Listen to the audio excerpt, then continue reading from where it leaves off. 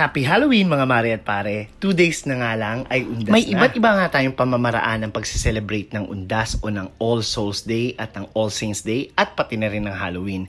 Iba-iba ng pamamaraan, pero isa lang naman talaga yung ibig sabihin yan. Dapat nating sariwain at alalahanin yung mga alaalang iniwan sa atin ng mga mahal natin sa buhay na namayapa na. And paano namin pinaghahandaan? Abay, syempre, pupuntahan namin yung mga puntod ng mga namayapa namin mahal sa buhay, lilinisin namin ang mga ito, at pipinturahan. Pero bago ko ipakita sa inyo yan, yung preparasyon na yan, ay hayaan yung ilibot ko muna kayo sa iba't ibang mga sementeryo na nakapalibot dito sa aming tahanan.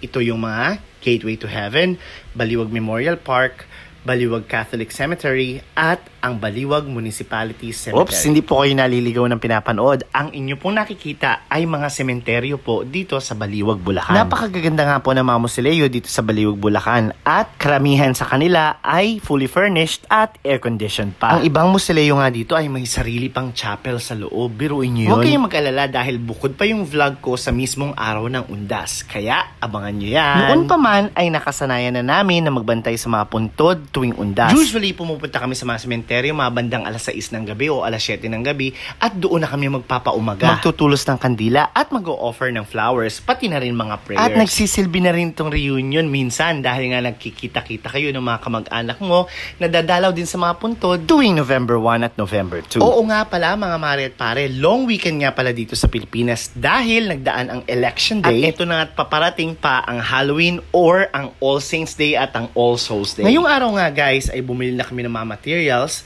na gagamitin namin sa paglilinis at paghahanda doon sa puntod ng mga namayapa naming mga kamag-anak.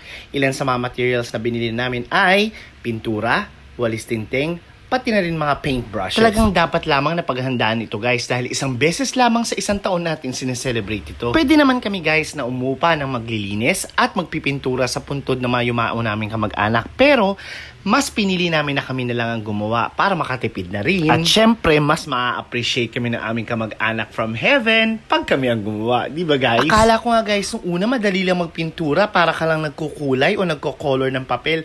Eh hindi rin pala. Dapat talagang mag-effort ka at dapat may style at technique ka rin sa pagpipintura. And it took us 1 hour guys para matapos itong pagpipintura at paglilinis nitong puntod ng aming mga kamag-anak. Mas marami kayong nagtutulong-tulungan sa paglilinis at pagpipintura, mas madali. Teamwork really works. Hanggang dito na lamang guys. Salamat sa panonood ng aking vlog. This is your Bulakenyong Gala. Thank you for watching my vlogs and see you in my next one. Maraming salamat!